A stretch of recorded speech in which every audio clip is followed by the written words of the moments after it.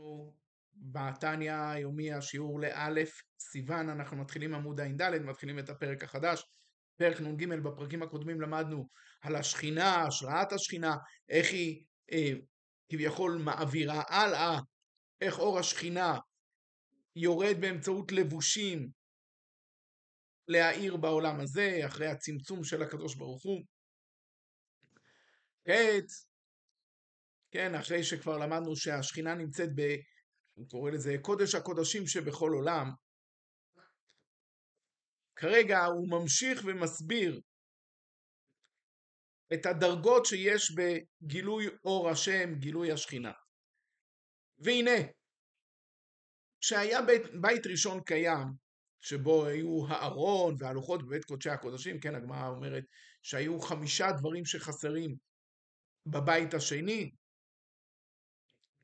הדברים העיקריים זה הארון, הלוחות, כמובן היה צנצנת המן, אבל כשכביכול הבית הראשון היה בית מושלם, אז הייתה השכינה שהיא מלכות דאצילות, כפי שאמרנו, זה כאילו העולם הראשון מבין 4 העולמות, מלכות דאצילות, שהיא בחינת גילוי אור אין סוף ברוך הוא שורה שם, ומלובשת ב10 הדיברות ביתר שאת ויתר עוז. זאת אומרת, בעצם השכינה הייתה סוג של גילוי, הייתה בסוג של גילוי בקודש הקודשים, והיא הייתה בגילוי באמצעות 10 הדיברות. איפה הם היו נמצאים? הם הרי היו נמצאים על הלוחות שבארון בקודש הקודשים, בגילוי רב ועצום יותר מגילויה בהיכלות קודשי קודשים שלמעלה בעולמות העליונים. זאת אומרת, זה היה יותר גלוי מאשר עולמות של עשייה ויצירה. הגילוי במלכות האצילות היה יותר מגילויה בהיכלות קודשי קודשים שלמעלה בעולמות העליונים. פה אנחנו צריכים להבין למה.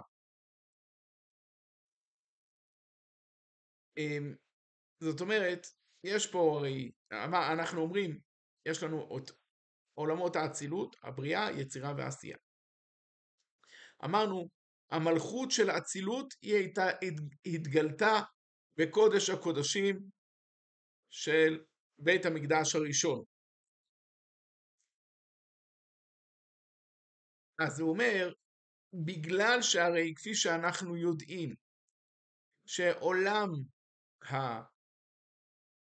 היצירה, הבריאה, היצירה, העשייה, הם נמוכים יותר מעולם האצילות, יוצא שהאור אין סוף מגיע אליהם אחרי שהוא מתלבש בעוד ועוד שלבים בדרך.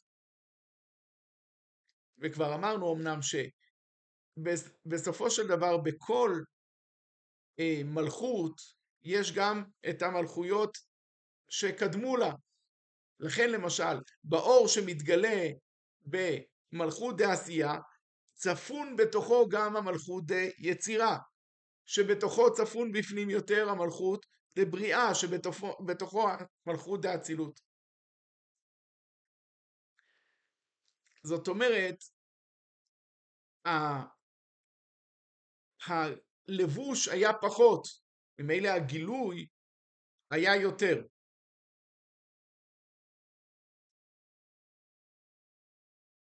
למה? כי 10 הדיברות הן כללות התורה כולה. הרי 10 הדיברות זה כולל את כל התורה כולה. אנחנו יודעים את הרס"ג הסביר למה, איך זה כולל, ויוצא ש10 הדיברות בעצם כללו את כל התורה, והתורה היא זאתי שמגלה את האור אין סוף בעולם הזה.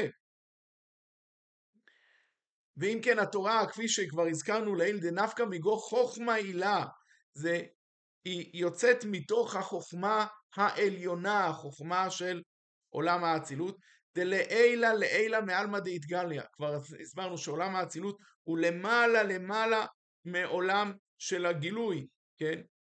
זאת אומרת, החוכמה העליונה זה מקום שהוא נסתר מאיתנו. אנחנו מנסים כאילו להתחבר קצת לחוכמה העליונה באמצעות התורה, אבל משם זה השורש, משם היא יונקת. וכדי לחקקן בלוחות אבנים גשמיים, לא ירדה ממדרגה למדרגה כדרך השתלשלות העולמות. עד עולם הזה הגשמי. זאת אומרת, על מנת לחקוק את 10 הדיברות בלוחות, התורה לא ירדה בדרך הרגילה של הלבוש ועוד לבוש ועוד לבוש ועוד לבוש. כי עולם הזה הגשמי מתנהג בהתלבשות הטבע הגשמי. אבל על הלוחות כתוב, והלוחות מעשה אלוקים מהימה. זאת אומרת, כל העולם הזה, כפי שאמרנו, זה העלם, זה טבע, אז לכן צריך לעשות את זה בשלבים, בהתלבשות ועוד התלבשות. אבל הלוחות זה מעשה אלוקים בכלל. זה לא עולם הזה. והמכתב, מכתב אלוקים, הוא חרוט על הלוחות. זאת אומרת שהיה פה נס, בתוך נס, שהיה כתוב פה דברים רוחניים על לוחות רוחניים שנראו גשמיים. וזה היה למעלה מהטבע של עולם הזה, הגשמי, הנשפע מהארת השכינה שבהיכל קודשי קודשים דעשייה. זאת אומרת, זה הרי גבוה יותר מהמדרגה של העולם הזה, שממנה נמשך אור וחיות לעולם העשייה, שגם עולם הזה בכללו. זאת אומרת, למעשה, ההארה של אור אינסוף, זה נמשך מהיכל קודש הקודשים של עשייה, שזה כולל את עולם הזה, כפי שאמרנו. אבל בלוחות זה לא היה כך, אלא בחינת חוכמה הילאה, החוכמה העליונה, דאצילות, שהיא כללות התורה שבעשרת הדיברות, נתלבשה במלכות דאצילות ודבריאה לבדן. זאת אומרת, היא לא התלבשה בעולמות שמתחת להם, אלא בעולם האצילות והבריאה.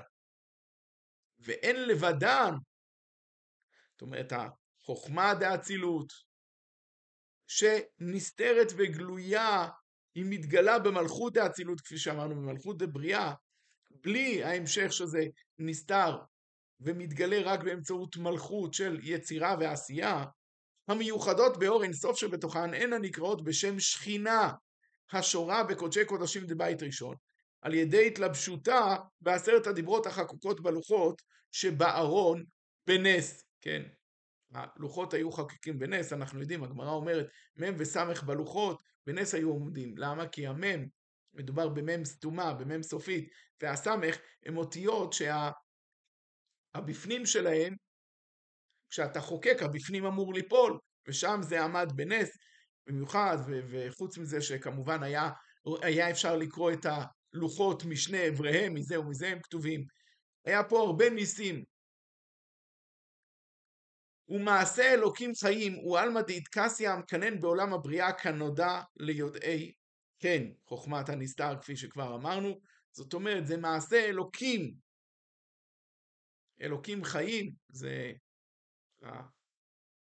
הבינה של עולם האצילות, והאלוקים חיים, שזה כבר אמרנו, הבינה של האצילות, היא נקראת עלמא דאיטקסיה, העולם המכוסה, המקנן בעולם הבריאה. הכוונה מקנן הוא מלשון כן, הוא שם מאיר, זה השורש שלו, כנודע ליודעי חוכמת הנסתר, שבינה של האצילות היא השורש של עולם הבריאה, כי עולמות האצילות והבריאה הם עדיין שניהם מכוסים, מה שאין כן ביצירה, יש כבר יציר נוצר, יש כבר איזה גילוי, אבל בעל התניא נותן לנו פה הסבר נפלא בתוך דבריו למה שאנחנו למדנו, מה זה אנוכי.